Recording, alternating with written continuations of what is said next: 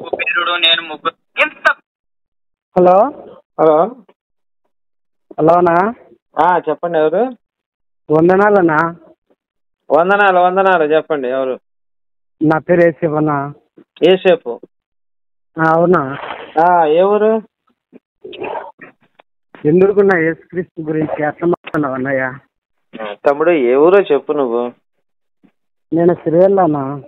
ఏంటది? సిరివెల్ల మా ఊరు. సిరిసిల్ల.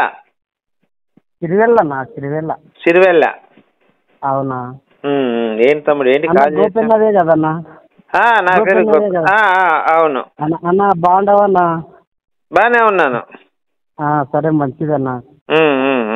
ఏం లేదన్నా, యేసుక్రీస్తు గురించి ఎట్లంటే ఎట్లా మాట్లాడుతుంటే అన్నా. ఏం మాట్లాడాను? అదే మాట్లాడుతున్నావు కదన్నా, ఏం మాట్లాడానంటే నేనేం చెప్పాలన్నా? తమ్ముడు నేనేమన్నా సొంతగా నేనేమనలేదు. ఊర్లో వాళ్ళందరూ ఇప్పుడు విదేశీయులు క్రైస్తవులు అంటున్నారు అనే మాటలు తీసుకొచ్చి నేను ఇక్కడున్న మన భారతీయులకు చెప్తున్నా నేను. సరే, ఇప్పుడు నీకు నాకు సరిపోయిండదు అంటారు మామూలుగా, వాస్తవంగా అంతే కదా? ఏంటి ఇప్పుడు సరిపోయినోళ్ళు ఇప్పుడు నువ్వు నేనేండవన్నా, సపోజ్ గా ఇప్పుడు నీకు నాకు సరిపోదు. సరిపోయిందన్నాళ్ళు బాగా అంటామా?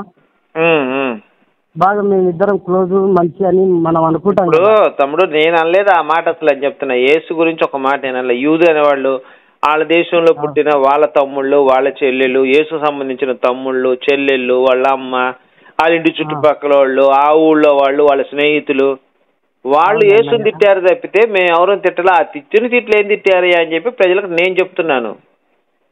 అవునయ్య, తిట్టింటే ఇంటి వాళ్ళు తిట్టింటే ఇప్పుడు మన ఇప్పుడు మేరీ ఉంది తమ్ముడు, సొంతగా మేరీ తల్లి ఉంది. యేసుని పిచ్చోడు అంది తమ్ముడు.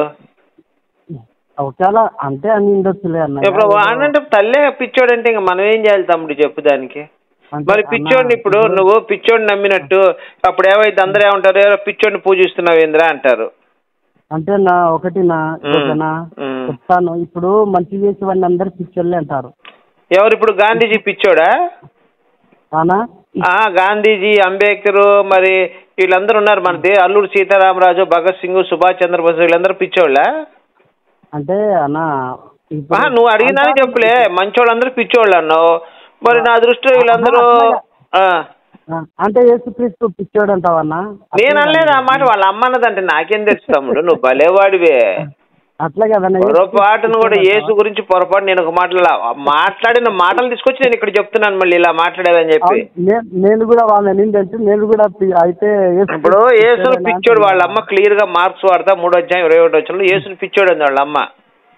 అవునా? నేను కూడా ఏమన్నానంటే అన్న ఒకవేళ అంటే అన్నింటాదేమోలే అని అన్నాను కదా. నేను అదే మాట చెబుతున్నా, పిచ్చోడిని పూజించే వాళ్ళందరూ పిచ్చోళ్ళు అవుతారన్న దాంట్లో తప్పే ఉంది అన్నా? అట్లా అనొద్దు. అయ్యో తమ్ముడు పని చేయి తమ్ముడు, బైబిల్లోంచి ఆ పదం ఎత్తేసి మార్క్స్ వార్త 3:21 వచనం తీసేస్తే అట్లా దేవుని మాటలు తీసేయకూడదు అన్న. మరి అంటే ఇప్పుడు అది దేవుడు యేసు పిచ్చోడు అనేది దేవుడు మాటేనా అన్నా? యేసు పిచ్చోడు అనేది దేవుడు మాటేనా? అది రాసినవి అన్ని ఒక్క పుల్లైన ఒక సున్నైనా తప్పిపోదని. అంటే యేసు పిచ్చోడు అని వాళ్ళ అమ్మ చెప్పిన మాట నిజమే అంటావా? ఎట్లా అంటావు? ఎట్లా నువ్వే తమ్ముడు అక్కడ రాసింది, నీ మాటలు నువ్వే మాట్లాడుతూ ఏం చెప్పాలి చెప్పు నీకు నేను? నువ్వే అన్నావు దేవుడు అవన్నీ రాసింది దేవుడు మాట్లాడినావు. యేసుని పిచ్చోడు అని వాళ్ళ అమ్మే అంది దేవుడు మాటే. సరే కాసేపు నేను పిచ్చోడని చూడలేదు. మార్క్స్ వార్త 3:21 ఏముంటుందంటే యేసు తల్లి ఉంటుంది కదా, తల్లి తమ్ముళ్ళు చెల్లెళ్ళు వస్తారు అక్కడికి, ఆయనకి మతి చెల్లించిందని చెప్పి పట్టుకోబోయేదని ఉంటుంది. మతి చెల్లించడం అంటే పిచ్చోడు అనమాట. మతి చెల్లించడం అంటే మ్యాడ్, ఇంగ్లీష్ లో మ్యాడ్. అదే ఒకవేళ మతి చెల్లించంటే ఒకవేళ ఇంగ్లీష్ అయితే నాకు రాదులేనా? నేను అదే చెప్తున్నా, నీకు రాదనే నాకు అర్థమైంది. మతి చెల్లించడం అంటే మతిపోయినోడు అంటే అర్థమైందంటే పిచ్చోడని మన తెలుగులో అర్థం కావాలంటే. అవులేనా? పర్యాయ పదాలు అనమాట, పదాలకు పర్యాయ పదాలు ఉంటాయి. అవునా? దానికి కూడా ఒక సందర్భం అనేది కూడా ఒక మాట. నేను అదే చెప్తున్నా, కన్న తల్లే ఇప్పుడు యేసుని ఎలాగన్నది పరిశుద్ధాత్మ ఎలాగన్నది అని చెప్పింది మేరీ. అవునా అవునా. మరి పరిశుద్ధాత్మ ద్వారా కన్నప్పుడు మరి పుట్టిన బిడ్డని దేవుడు అయితే పిచ్చోడని ఎందుకంది ఆమె? ఇది నా డౌట్ ఎప్పటి నుంచో.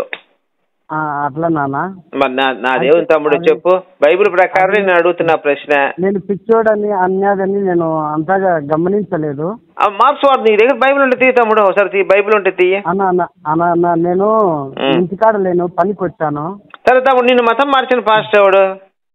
మతం మార్చలే, నేను యేసుక్రీస్తే నేను నమ్ముకున్నాను. ఇప్పుడు గుంటూరు పోయింటన్నా, నేను చర్చికి పోతుంటే బాప్తిసం ఆడ తీసుకున్నాను. ఎందుకు తీసుకున్నావు? రీజన్ ఏంటి?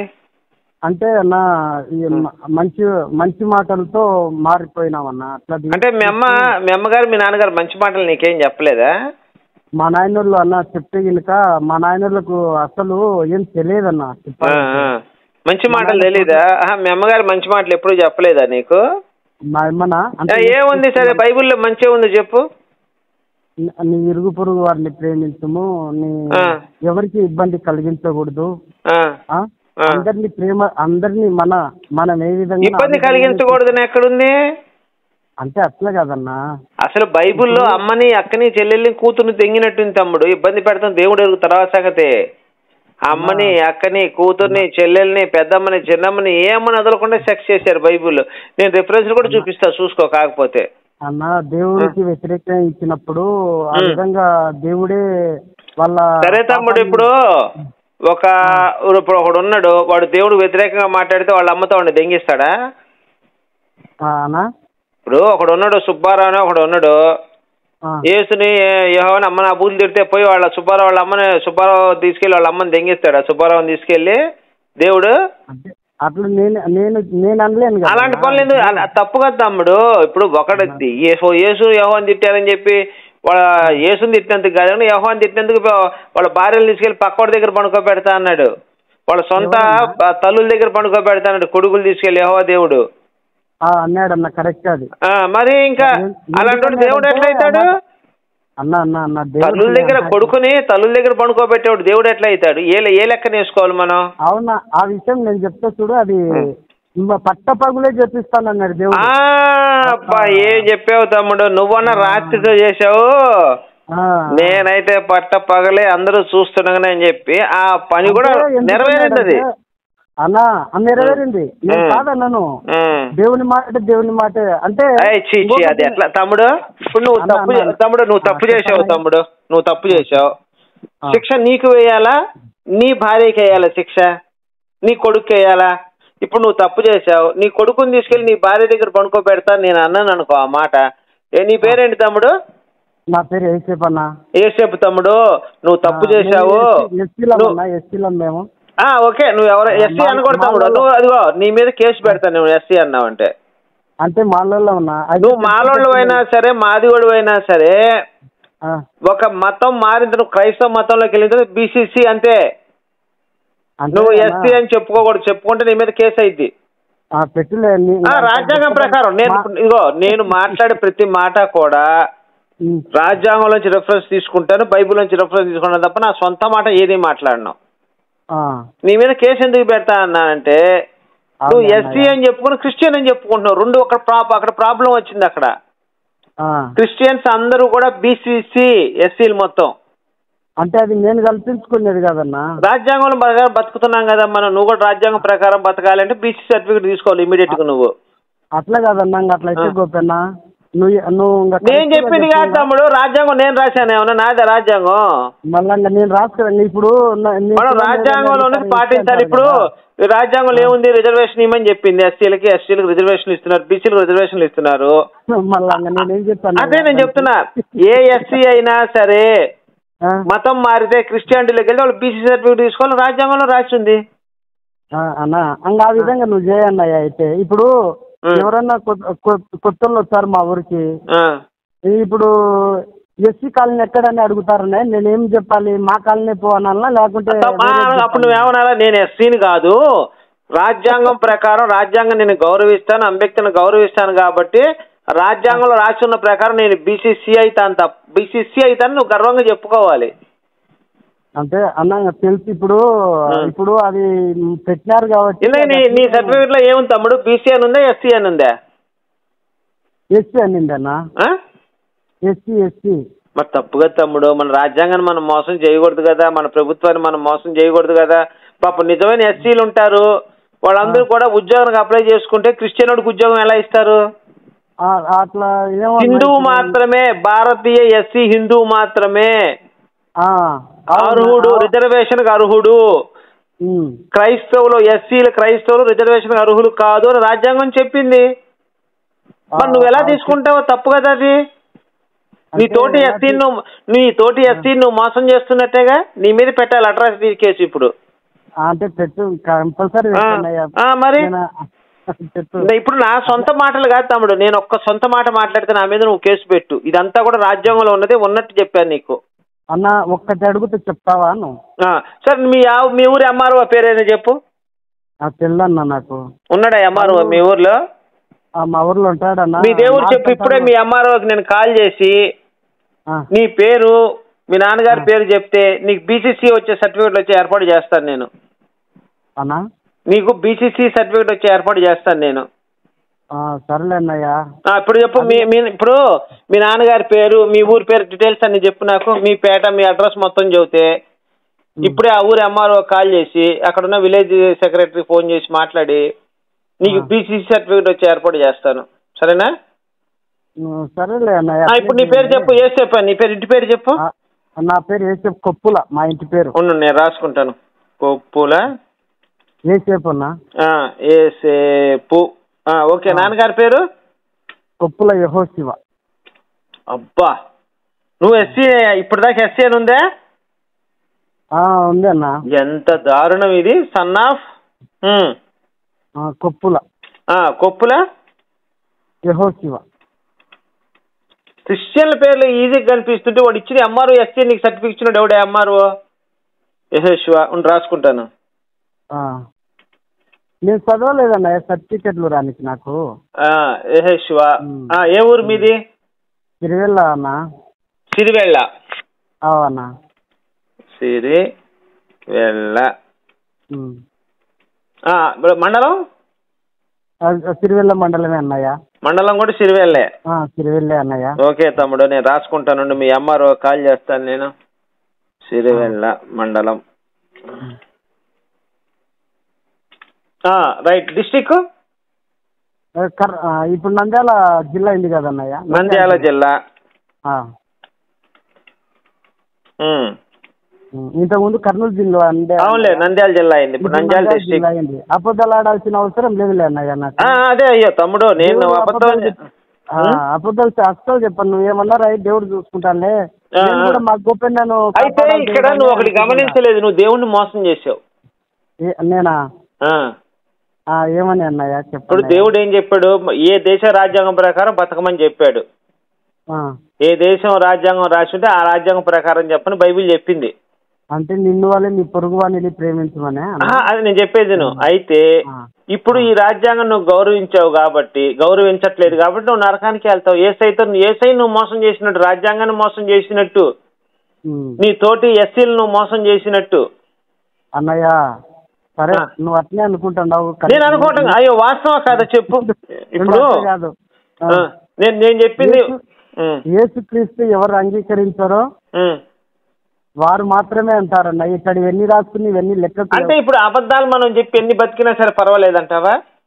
అసలు నేను పోయి ఆడ చెప్పలే, ఎంఆర్ ఆఫీసులో నేను ఎస్సీలని చెప్పలే. వాళ్ళే రాసుకుంటారు.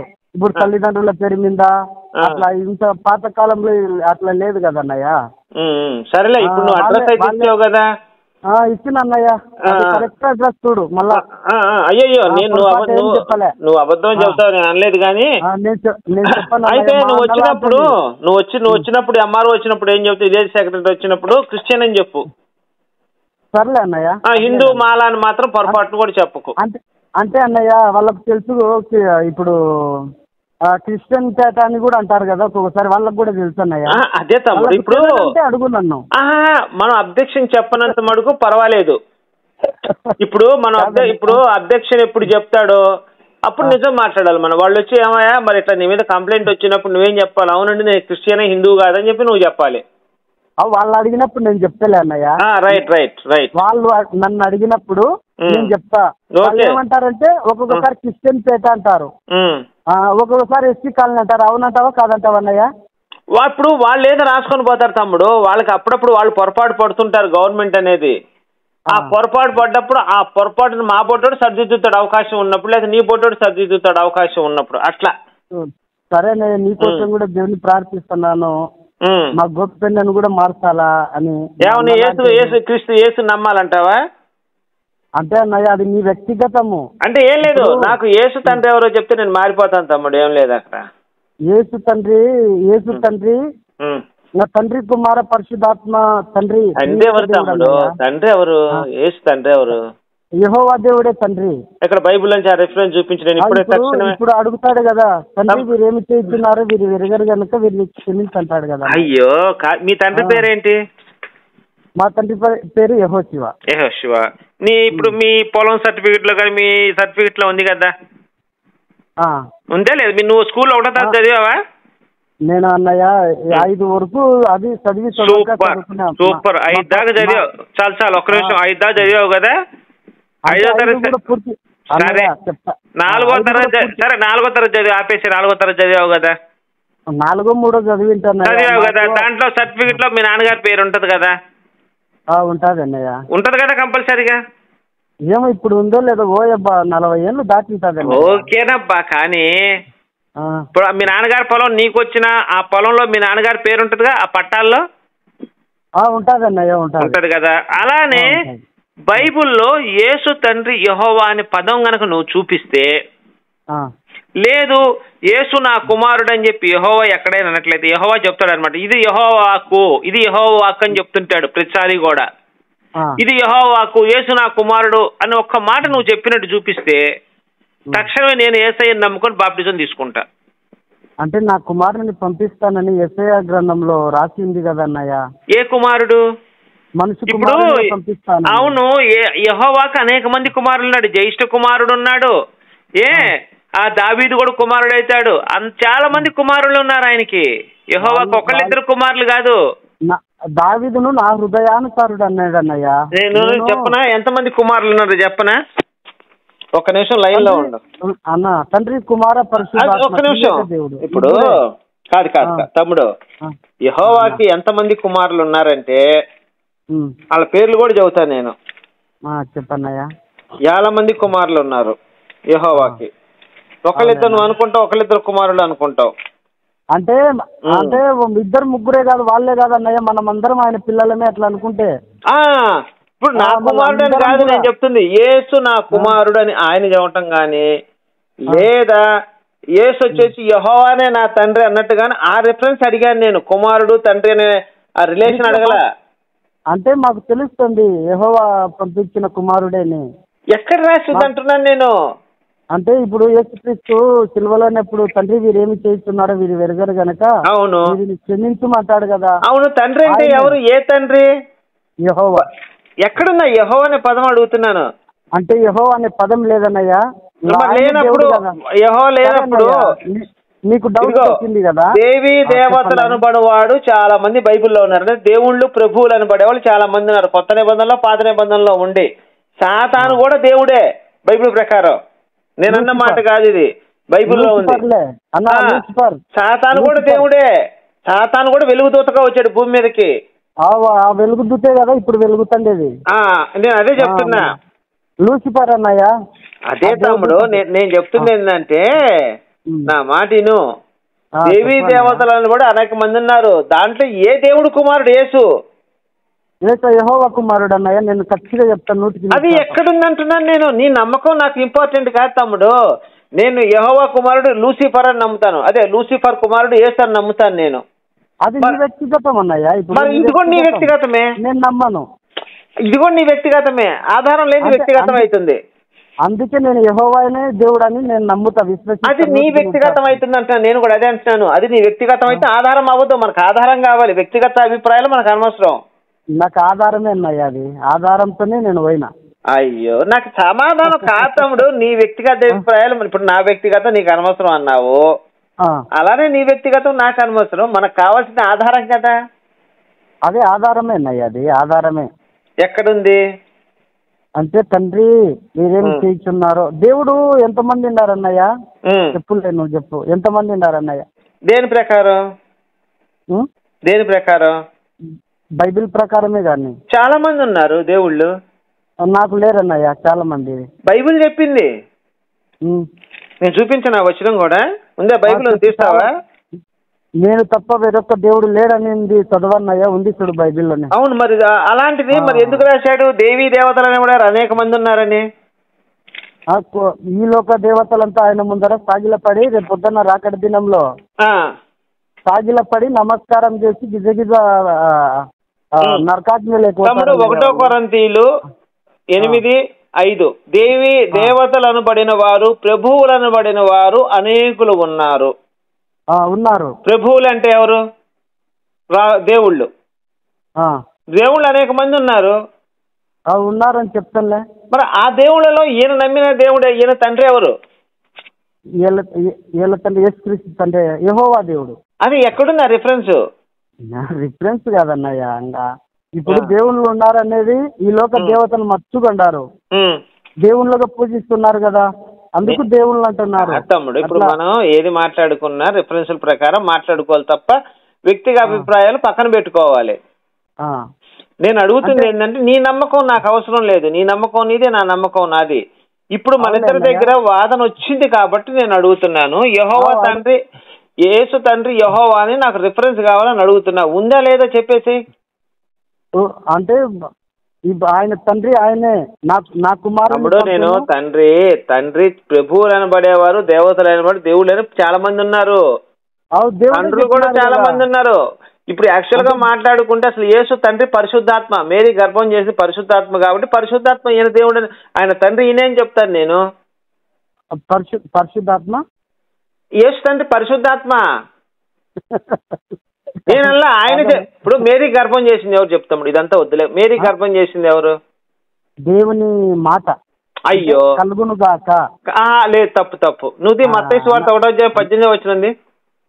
అదే చెప్తాను, పరిశుద్ధాత్మ వలన మరియ గర్భవతి అయింది. ఇప్పుడు యేసు తండ్రి పరిశుద్ధాత్మ అని చెప్పుకోవచ్చు కదా.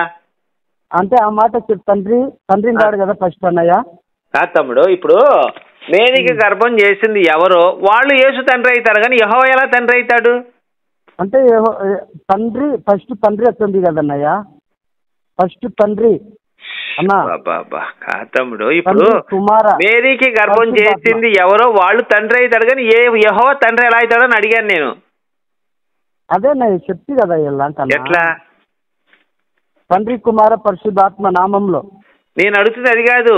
మేరీ ఇప్పుడు యేసు తండ్రి ఎవరు? యేసు తండ్రి యెహోవానే అన్నయ్య, 100% యెహోవానే నేను చెప్తా. మరి గర్భం చేసిన పరిశుద్ధాత్మ ఎవరు? పరిశుద్ధాత్మ దేవుని మాట అన్నయ్య. అది కాదబ్బా. ఇప్పుడు భార్యాభర్తలు ఇద్దరు గర్భవతి అయితే పిల్లోడు పుట్టాడు అనుకో, పిల్లోడికి ఎవరు తల్లి ఎవరు అవుతారు? ఆమె ద్వారా జన్మించాడు కాబట్టి వాడు పిల్లోడు అవుతాడు. ఆమె కడుపు చేసినోడు తండ్రి అవుతాడు. అవుతాడు కదా. మరి మేరీ గర్భం చేసింది పరిశుద్ధాత్మ కాబట్టి పరిశుద్ధాత్మ తండ్రిని ఏం చెప్పాడు? అలా కాదు, ఈయన పరిశుద్ధాత్మ తండ్రి కాదు, వేరే తండ్రి ఉన్నాడంటే ఆ తండ్రి ఎవరో? తండ్రి పేరు చూపించే రెఫరెన్స్ బైబిల్లోంచి. నేను అడిగింది న్యాయమే కదా, అన్యాయమైన క్వశ్చన్ అయితే కాదు కదా. బైబిల్ అనేది కాదన్నయ్య, మన అందరికి తెలుసు. యేసుక్రీస్తు నమ్మి తండ్రి ఎవరంటే యేసుక్రీస్తు ప్రభుల వారు తండ్రికి అప్పచెప్పుకున్నాడు ఆయన. తమ్ముడు నేను అడుగుతున్నది, నేను తండ్రికి అప్పచెప్పలేదు, కూతురికి అప్పచెప్పలేదు. భూమి కూడా తిరిగిపోయింది. తండ్రి పేరు ఎవరని అడుగుతున్నది అంటే ఆ తండ్రి రిఫరెన్స్ చూపించు తమ్ముడు అంటే. నేను అడిగింది ఏమి లేదు అన్న, నేను చెప్తున్నాను కదన్నా. అంటే నువ్వు చెబితే నువ్వు పని చేయి తమ్ముడు. నీ మాట కంటే కూడా ఓ పని చేయి, మోడీ దగ్గరికి వెళ్ళి యేసు తండ్రి యెహోవా అని ఒక స్టేట్మెంట్ ఇప్పించు, ఒక జీవో విడుదల చేయించు, మేమందరం నమ్ముతాం. ఇంకా మోడీకి కూడా ఏనికి అవకాశం లేదన్నయ్య బైబిల్ కు. మరి ఇంకే పోపు కాదు, పోపు ఉన్నాడు కదా, పోపు తెలుసు కదా నీకు. పోనీ పోపు చేసి ఒక మాట చెప్పించు, యేసు తండ్రి యెహోవా ఇది డిక్లేర్ చేస్తున్నాను నేను, ఇదిగో ఇక్కడుంది ఆధారం చూపించమని మేము నమ్మేస్తాం. ఇంకా ప్రశ్న అడగను నేను. యేసు తండ్రి యెహోవా ఎవరు అనేది నేను అడగను. అంటే ఇప్పుడు చూసి నమ్మిన వారికి అంటే చూడక నమ్మిన వారు ధన్యులు అనింది అన్న. ఇంకా దాన్ని ఏం అదే విశ్వాసము గుడ్డిదని అందుకే రూల్సే కాదు. విశ్వాసం గుడ్డిదని ఎందుకు అన్నారంటే ఇలాంటి మాటలను బట్టే రాశారు. విశ్వాసం గుడ్డిదని చెప్పి అందుకే అన్నారు. చూసి నమ్మిన వారికి అంటే చూడక నమ్మిన వారే దాన్ని మేము చూడక. తమ్ముడు నువ్వు చాలా తప్పు మాట్లాడుతున్నావు. నేనేం అడిగానంటే ఆధారాలు అడిగాను తప్ప నేను ఇంకేం అడగలేదు. ఆధారాలు అడగడం తప్పు కాదు కదా. ఆధారాలు నువ్వు అడుగుతున్నావు కానీ అడగనికి కూడా అర్హత లేదన్నయ్య. అది కూడా నమ్మాలి కదా. నువ్వు ఎట్లా నమ్ముతావు తమ్ముడు? ఇప్పుడు నాకు ఆధారం లేకుండా నేను ఎలా నమ్ముతాను చెప్పు అన్న. దేవునికి ప్రశ్న వేయగలుగుతామా మనం? వేస్తాం, తప్పులేదు. ఇప్పుడు తండ్రి ఎవరైనా అడగటం తప్పులేదు. నేను దుమ్ము లాంటివన్నీ తమ్ముడు నేను ఒకటే మాట చెప్తున్నా, మనం అడిగి తెలుసుకోవడంలో తప్పు లేదు. నేను అడిగి తెలుసుకున్నా. యేసు తండ్రి యెహోవా ఎక్కడుందని అడిగి తెలుసుకుంటాను నేను. అంటే అందుకే అన్న నేను కూడా చెప్తాను కదా యెహోవానే అను. రిఫరెన్స్ ఏది? రిఫరెన్స్ ఏందన్నయ్య? నేను యేసు తండ్రి పరిశుద్ధాత్మ అంటాను. నువ్వా? అదే అనుకుంటే అనుకోలే అట్నే. అందుకే ఇప్పుడు నా అభిప్రాయం వద్దు, నీ అభిప్రాయం వద్దు, మన ఇద్దరు అభిప్రాయాలు వద్దు తమ్ముడు. మనకు కావాల్సిన ఆధారం కావాలి. అది నేను మొత్తుకుంటున్నాను అక్కడి నుంచి. అదే ఆధారం ఉంది కదా. ఇప్పుడు తండ్రి కుమార పరిశుద్ధాత్మ అన్నారు కదా. అయితే వీళ్ళు లేరా అన్నయ్య నీ లెక్క ప్రశ్న? మేరీకి పరిశుద్ధాత్మ గర్భం చేశాడు కాబట్టి నేను అనేది అంటే ఆధారం చూపిస్తా. యేసు తండ్రి పరిశుద్ధాత్మ అని చెప్పి చూపిస్తాను నేను బైబిల్లోంచి. అలాగే నువ్వు కూడా బైబిల్లోంచి యేసు తండ్రి యెహోవా అని రిఫరెన్స్ చూపించమన్నా. నువ్వు వితండవాదం చేస్తే ఎలా నువ్వు తమ్ముడు నువ్వు వితండవాదం చేయకూడదు, ఆధారాలతో మాట్లాడాలి. మేరీ గర్భం చేసింది పరిశుద్ధాత్మ కాబట్టి ఈయన తండ్రి ఆయనే అని చెప్పి నేను నిర్ధారించా. నేను అన్నాను అన్నయ్య అట్లా. ఎందుకంటే పరిశుద్ధాత్మ అని యేసుక్రీస్తు ప్రభుల వారనిలే. ఆ తండ్రి ఎవరు? ఆ తండ్రి ఎవరు అంటే ఆధారం ఏది? ఆధారం ఇప్పుడు నువ్వు బైబిల్లో లేదంటున్నావు కదా ఆధారము. అవును, నేను దానికి అదే తమ్ముడు మొత్తుకుంది. నువ్వు అనేది అదే పట్టుకున్నావు. పట్టుకోవడం కాదు, ఉన్నదే తమ్ముడు. ఇప్పుడు మనం కోర్టులోకి వెళ్ళి ఏమండి నన్ను వాడు కొట్టాడండి అని చెప్పి మనం ఆధారాలు చూపిస్తాము. జడ్జి గారు ఏమంటాడు? అవును నిన్ను కొట్టాడు కాబట్టి వాడు శిక్ష చేయాలంటాడు కదా. నేను కూడా అదే అడుగుతున్నా. ఆధారం నీకు చూపించా. యేసు తండ్రి పరిశుద్ధాత్మ అని చెప్పి నేను రిఫరెన్స్ చూపించి ఆధారం చూపించాను. ఎందుకంటే తల్లి వల్ల గర్భవతి మేరీ గర్భవతి అయింది పరిశుద్ధాత్మ వల్ల కాబట్టి తండ్రి అని చెప్పి నేను స్టేట్మెంట్ ఇచ్చేసా. ఆమె మేరీయే చెప్పింది నా గర్భం చేసింది పరిశుద్ధాత్మ అని చెప్పి. పరిశుద్ధాత్మ దేవుడా మనిషి అనే తర్వాత సంగతి మనం మాట్లాడుకుందాం. దేవుడా మనిషి అనే తర్వాత సంగతి. మేరీ గర్భం చేసింది మాత్రం కన్ఫామ్ గా పరిశుద్ధాత్మ కాబట్టి యేసు తండ్రి పరిశుద్ధాత్మ నేను రిఫరెన్స్ చూపించి నీతో నేను మాట్లాడా. అలానే యేసు తండ్రి యెహోవా అని చెప్పి నువ్వు రిఫరెన్స్ చూపించి మాట్లాడినట్టే ఖచ్చితంగా నువ్వు చెప్పేదాన్ని నేను కూడా యాక్సెప్ట్ చేస్తాను. అవునా? ఇప్పుడు యేసుక్రీస్తు పరిశుద్ధాత్మ తండ్రి అని అనలేదు కదా. ఆయన అన్నడో లేదో నాకెందుకు తమ్ముడు. ఆయన మర్చిపోయాడో. ఆయన అన్నడా అనలేదంటే తండ్రి అని పేరు చెప్పలేదు కదా. మరి పరిశుద్ధాత్మ అవుతాడు కదా. అంటే ఆయన అనలేదు కదా తండ్రి వీరు ఏమి చేస్తున్నారు వీరు వెరగరు. అవును, పరిశుద్ధాత్మ మొక్కాడే ఉన్నా ఆయన. పరిశుద్ధాత్మ మొక్కు ఉండొచ్చు కదా. తండ్రి అంటే ఇప్పుడు మేరీ చెప్పింది కదా మీ నాన్న ఈ పరిశుద్ధాత్మ అని చెప్పింది కదా. మరి చెప్పినప్పుడు ఆయన పరిశుద్ధాత్మ అనుకున్నాడేమన్నా. పరిశుద్ధాత్మ అంటే ఒక మాట, శ్రేష్టమైన మాట, దాంట్లో కలుషం లేదని, దాంట్లో ఏది సరే ఏదైనా తమ్ముడు పరిశుద్ధాత్మ మనిషి లేకపోతే దేవుడు అది నాకు అనవసరం. మేరీ మత్తయి సువార్త 1వ అధ్యాయంలో మేరీ పరిశుద్ధాత్మ వల్ల గర్భవతిగా ఉండెను అని ఉంది. ఉంది. మరి అదే నేను మాట్లాడుతున్నా. యేసు తండ్రి పరిశుద్ధాత్మ. యెహోవా ఎట్లా అవుతాడు? దాని రిఫరెన్స్ లేదే, ఆధారం లేదు, చూపించాలి కదా. ఇప్పుడు ఎవడైతే ఒక స్త్రీ గర్భం చేసి పిల్లలు పుడతారో వాళ్ళ తండ్రి అతనే అవుతాడు. సర్లేనా? ఆదాము ఉన్నాడు కదా, ఉన్నాడు. దేవుడు సృష్టించినాడు. అవును, ఓకే. ఫస్ట్ పోతే నీకు అర్థం అవుతుంది. సరే చెప్పుతాము, నువ్వేం చెబుతావు చెప్పు. ఇప్పుడు ఆదామును సృష్టించినాడు దేవుడు. సృష్టించినాడా లేదా నువ్వు చెప్పు. సృష్టించాడు. అయ్యో బైబిల్ ప్రకారం సృష్టించాడు. నేను అసలు బైబిల్ ఎప్పుడు ఖండించను. తప్పు మాట్లాడను. సరే, ఆయన ఏ మనుషుడు ఆయన ఆదాము చెప్పన్నా? నాకు తెలియదు తమ్ముడు. చెప్పాలా?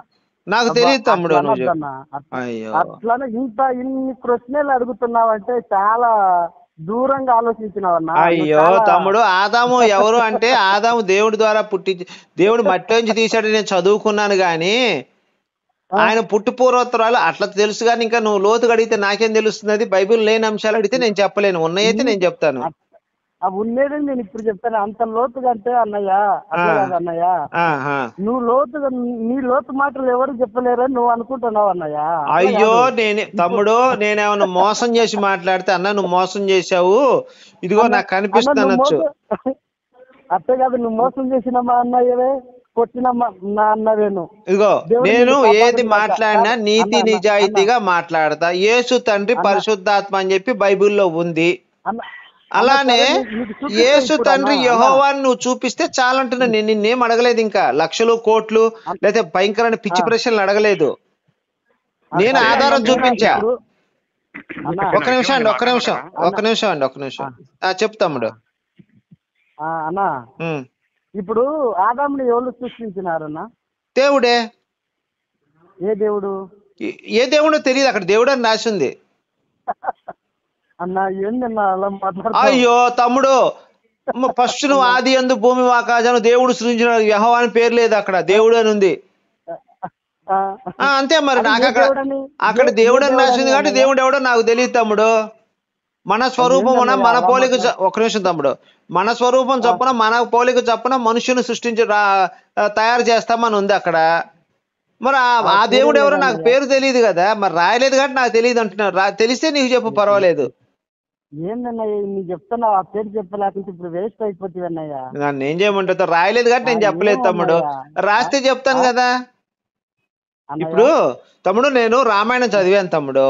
దాంట్లో రాముడు ఏం చెప్తాడంటే దశరథుడు నా తండ్రి అని చెప్తాడు. అలా చాలా చోట్ల చెప్పుకున్నాడు ఆయన. రాముడు కొన్ని 100 సార్లు చెప్పాడు.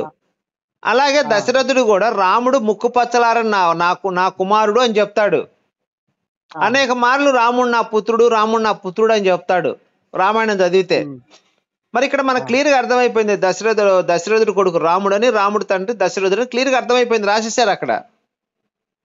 అలానే బైబిల్లో యెహోవా తండ్రి యేసు తండ్రి యెహోవా అని చెప్పి రాయాలి కదా, ఎక్కడ రాయలేదు. మరి ఆ తండ్రి ఎవరని నా డౌటింగ్. నేను తప్పడగలేదే దీంట్లో. నువ్వు తప్పని అనలే. ఇప్పుడు ఆడికి రానికే నేను ఇప్పుడు చెప్పింది అన్నయ్య. ఇప్పుడు తండ్రి ఎవరని అడిగినందుకు నేను చెప్తాను. ఇప్పుడు ఆదామును ఎవరు సృష్టించినారు అని అడుగుతాను. దేవుడే సృష్టించాడని దేవుడు సృష్టించాడని బైబిల్లో ఉంది. అదే ఏ దేవుడు అన్నయ్య?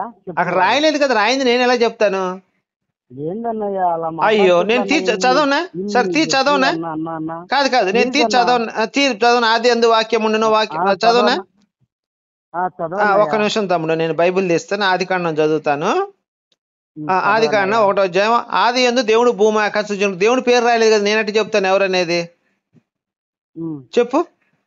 ఇక్కడ దేవుడు ఇదిగో భూమిని విత్తనములు ఇచ్చే ప్రతి వృక్షం ఫలమును సృష్టించాను. ఇక్కడ దేవుడు అని పేరు రాయలేదు ఆయన. దేవుడు పేరు రాసిట దేవుడు ఎవరు నేను చెప్తాను, చూసి చదువుతాను. కానీ నువ్వు అబద్ధాలు చెప్పమంటే నేనంటే చెబుతాను. అట్లా చదువుకుంటూ పోతే బయట పడుతుంది. చదువుకుంటూ పోతుంటే బయట ఊరికి పచ్చిపోతేనే. అవును తమ్ముడు, అప్పుడు కాదు తమ్ముడు, ఇక్కడ రాసిన ప్రకారం నన్ను అడిగితే నేను చెప్తాను గానీ ఊహించి మాత్రం నేను చెప్పను. నా కాన్సెప్ట్ అది.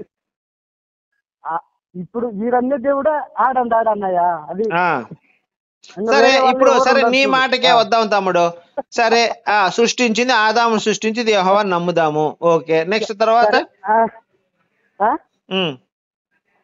ఇప్పుడు అన్నయ్య నువ్వు అనే మాటకు ఆన్సర్ దేవుడు ఎట్లా చెప్పినాడంటే, ఇప్పుడు నువ్వు అది వినకున్నావు కదా, దేవుడు ఎవరని అడుగుతున్నందుకు దేవుడు ఆ ప్రశ్న ఇచ్చినాడు నాకు.